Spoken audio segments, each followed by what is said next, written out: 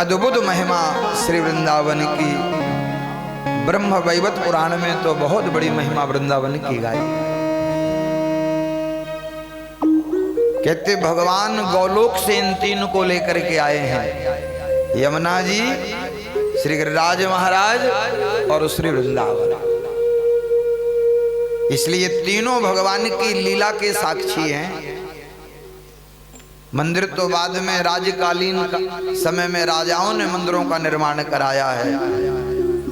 असली अगर कोई साक्षी हैं जिन्होंने प्रत्यक्ष रूप में प्रिया प्रीतम के उन लीलाओं का दर्शन किया है, वो आज तीन ही वहां साक्षी हैं, श्री गिरिराज महाराज और श्री यमुना जी और श्री वृंदावन। ये तीनों भगवान की लीला के साक्षी हैं जिन्होंने अपने नेत्रों से भगवान के उन चरित्रों को देखा है।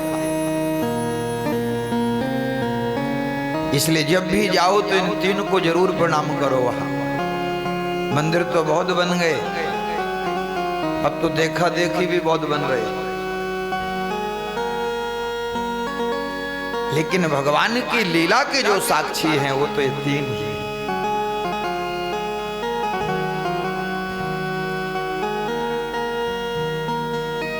तो इस प्रकार से भगवान ने ब्रजवासियों को वैकुंठ का दर्शन कराया।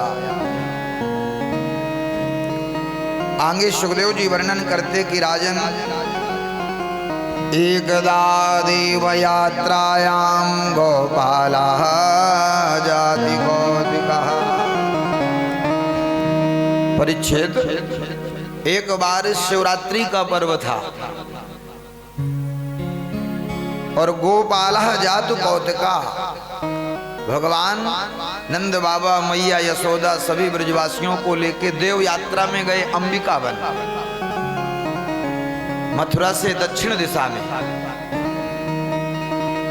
वहां भगवान महादेव और माता पार्वती का नित्य निवास है, इसलिए उस वन को ही अंबिका वन बोलते। वहां भगवान सबको लेकर के गए। सबने भगवान सरस्वती नदी में वहां स्नान किया और महादेव का पूजन किया। और देव यात्रा में तीर्थ आदि में जाओ तो ऐसा लिखा तीर्थ महत्व में कि रात के वहां वास करना चाहिए। किसी भी तीर्थ में जाओ तो कम से कम एक रात्रि या दो रात्रि वहां निवास करना चाहिए। बड़े सात्विक भाव से, तभी उस तीर्थ देवता का फल आपको प्राप्त होगा। तो सब लोग रात्र में जागरण करते रहे, कुछ ब्रजवासी सो गए और कुछ भगवान का भजन करते रहे। लेकिन परीक्षित, वहां एक विशाल अजगर सर्प आया और उसने नंद बाबा का पैर पकड़ लिया। नंद बाबा चिल्लाए, ब्रजवासी सब दौड़े, लेकिन उस सर्प से कोई रक्षा नहीं कर पाए। जलते हुए आग की लकड़ी लेकर के उसके ऊपर प्रहार करने लगे, लेकिन और वो नंद बाबा को निगल गया। तब कृष्ण बलराम आए और भगवान ने अपने चरण का स्पर्श किया कि श्राप से युक्त था, मुक्त होकर के एक दिव्य रूप धारण करके सामने प्रकट हो गया। भगवान बोले, भैया तुम्हारा परिचय, तुम कौन हो? बोले, अहम विद्याधरो नामः सुदर्शन इति विश्रुतः। प्रभु, मैं सुदर्शन नाम का विद्याधर हूं। अच्छा, तो सर्प कैसे बने?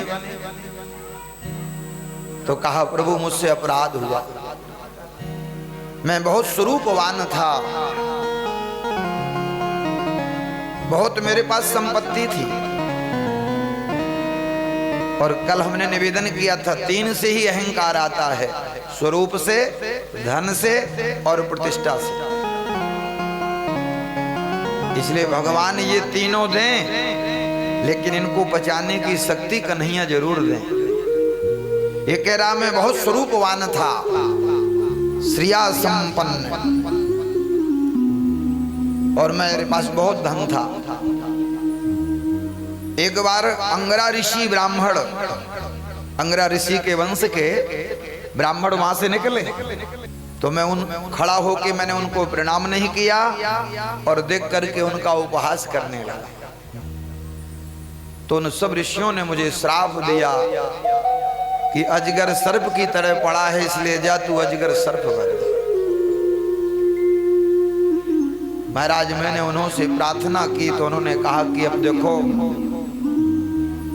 सर्प तो तुम्हें बनना पड़ेगा, लेकिन तुम्हारा उद्धार जल्दी होगा। द्वापर के अंत में भगवान श्री कृष्ण जब प्रकट होंगे, वही एक दिन देव यात्रा में जब अपने परिकर को लेके आएंगे तो उनके द्वारा तुम्हारा उद्धार होगा। सुखदेव जी कहते राजन आज भगवान ने उसका उद्धार किया, भगवान की स्तुति करी उसने और भगवान की परिक्रमा करी और कहा प्रभु ऐसा आशीर्वाद दो कि जीवन में पद प्रतिष्ठा पाने के बाद मेरे अंदर अहंकार ना आवे। भगवान ने कहा संतों का संग करना, क्योंकि संतों के संग से दैन्य भाव आता है। सुखदेव जी कहते ऐसे चरित्र हमारे प्रभु के हैं परीक्षित। कंस के द्वारा भेजे गए कई असुरों का भगवान ने उद्धार किया। बेमासुर, अरिष्टासुर, प्रलंबासुर, केसी। अब देखो यमुना जी में है काली नांग। यमुना का मतलब भक्ति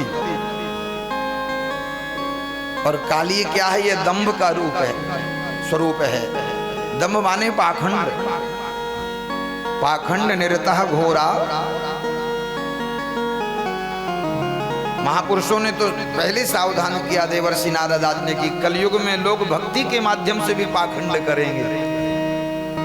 इसलिए आज देखो महाराज चंदन लगा लेते, गले में तुलसी की माला पहनते, राम राम भी करते रहते और झूठ भी बोलते। कई लोगों को महाराज देखते बिल्कुल बगला भगत बने घूमते हैं, सीताराम सीताराम, और जैसा मौका वैसा काम, ये भी शुरू।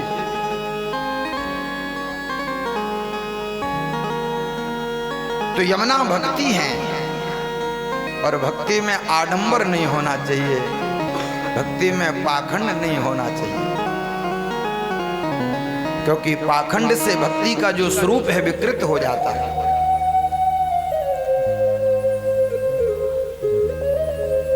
तो काली नांग है दंभ का रूप, हो यमुना जी है भक्ति।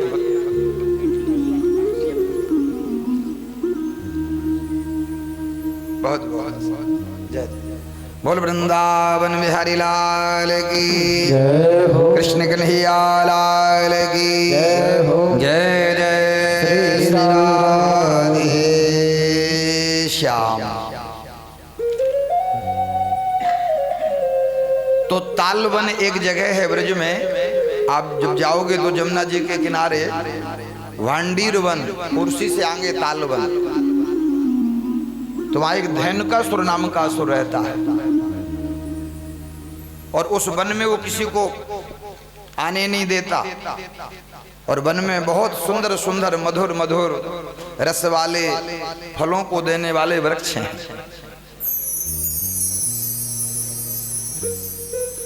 तो गायें चराने के माध्यम से भगवान जब पहुंचे वहां तो मध्याह्न का समय। आज कोई ब्रजवासी अपने घर से कलेऊ बांध के नहीं ले गया। और दोपहर में भूख लगी, बोले लाला भैया तो भूख लगी, अब क्या खाएं? भगवान बोले यहीं पास में तालवन है, वहां चलते हैं और वहां बड़े रसीले सुंदर सुंदर फल हैं। ब्रजवासियों ने कहा कन्हैया लेकिन वहां एक धैनुकासुर नाम का असुर रहता है। भगवान बोले उससे तो हम निपट लेंगे। भगवान सबको लेकर के तालवन में गए। जैसे महाराज उस राक्षस को पता चला तो गधे का भेष रूप बना करके आया और उसने पीछे की दुलत्ती का प्रहार इधर भगवान की तरफ किया। सो बड़े भैया बलराम जी ने दोनों पैर पकड़े, ऐसे घुमाया और वृक्ष में मारा और जैसे नीचे गिरा तो धराशायी होते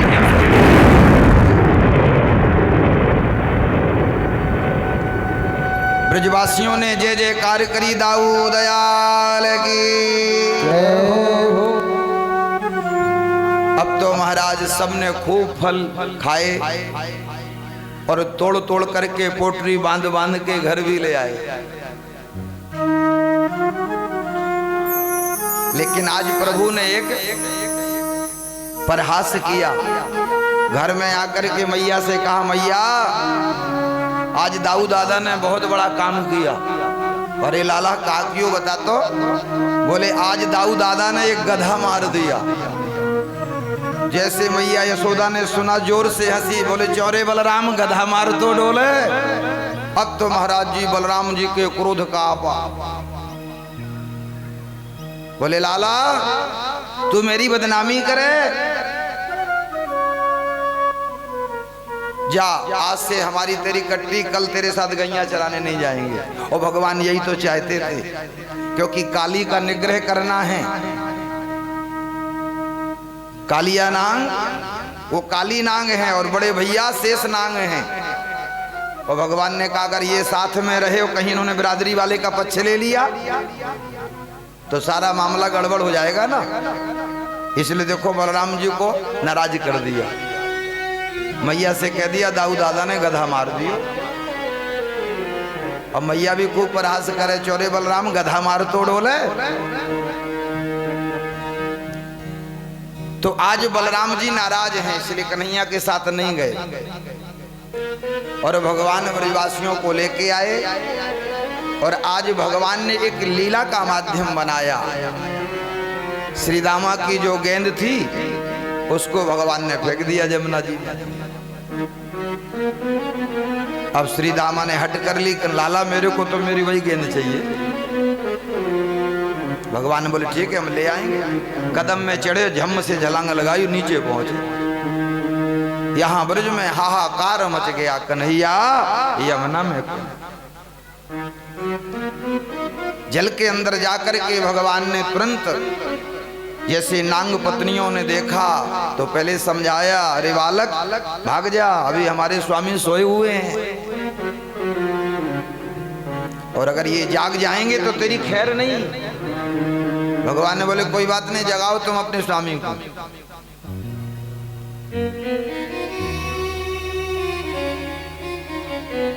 नांग पत्नियों ने काली नांग को जगाया भगवान में, और उसमें युद्ध हुआ। आज भगवान ने एक एक नस ढीली कर दी काली नांग। मस्तक पर नृत्य करके, ताता थैया करके उसको परम वैष्णव बना दिया। चरण चिन्ह अंकित कर दिए भगवान ने और कहा देखो जाओ यहां से इस स्थान को छोड़ दो। कहा प्रभु कहां जाऊं? आपका वाहन गरुण जी आता है। तो गरुण के भय के कारण मैं यहां आकर के छपा था। भगवान तो बोले तुम रमणक दिख चले जाओ। अब गरुण तुमसे कुछ नहीं बोलेंगे, क्योंकि तुम्हारे मस्तक पर मेरे चरण चिन्ह, तुम वैष्णव बन गए हो। क्योंकि वैष्णव भगवान के चरण चिन्हों को अंकित करता है। मस्तक पर उसके त्रिपुंड वैष्णव तिलक होता है, गले में कंठी की तुलसी की माला होती है। इसलिए आज भी देखो बद्रीनाथ धाम के जो पुजारी है ना, जगन्नाथ मंदिर के जो पुजारी हैं, ये जब इनका जब जन्म होता है तो इनके जन्म से ही विष्णु चिन्ह अंकित होते हैं। हर कोई बद्रीनाथ धाम का पुजारी नहीं बन सकता, हर कोई जगन्नाथ मंदिर का पुजारी नहीं बन सकता। ये पूर्व जन्म में भगवान श्री हरि के पार्षद हैं और जब इनका जन्म होता तो इनके भगवान के जो अयोध्य हैं वो चिन्हित होते हैं। इसलिए आज भी बद्रीनाथ धाम के जो पुजारी, जो केरल में गंगोत्री ब्राह्मण परिवार है, जब ये पुजारी वृद्ध हो जाएंगे तो उसी समय वहां एक दूसरे बालक का जन्म हो जाएगा और उसके जनेऊ, मांस का जनेऊ जन्म से ही शरीर में होता है। ये जो ब्राह्मण लोग दुष्ट संस्कार करते हैं, उनके पास मांस का जनेऊ जन्म से, फिर उस बालक को सरकार निकाल के उसका शिक्षा दीक्षा करती और फिर उसको बद्रीनाथ धाम के मंदिर में नियुक्त किया जाता है, जीवन भर आजीवन ब्रह्मचारी रहता है। आज जो इस समय रावल जी हैं उनकी 35 वर्ष की आयु है। उसी प्रकार से जगन्नाथ मंदिर के भी जो पुजारी हैं, विष्णु उनके चिन्ह भुजाओं में अंकित होते जब उनका जन्म होता है। इससे संकेत मिल जाता ये पूर्व में भगवान के पार्षद थे। हम लोग भी कुछ ना कुछ रहे होंगे, लेकिन भजन नहीं करते, इसलिए हमें अपना पूर्व जन्म पता नहीं है। आप 1 करोड़ नाम जप देख करके देखो, राधा राधा 1 करोड़ नाम जप ज्यादा से ज्यादा 4 या 5 साल में पूरा हो जाएगा। आपको स्वप्न में अनुभूति होने लगेगी कि पिछले जन्म में मैं क्या था, मनुष्य था, राक्षस था, जानवर था, कुत्ता था, बिल्ली था। क्योंकि नाम जब से ज्ञान इंद्री खुल जाती है और व्यक्ति को अपना पुनर्जन्म पता चल जाता कि पिछले जन्म में मैं ये था। इसलिए अध्यात्म का मार्ग है,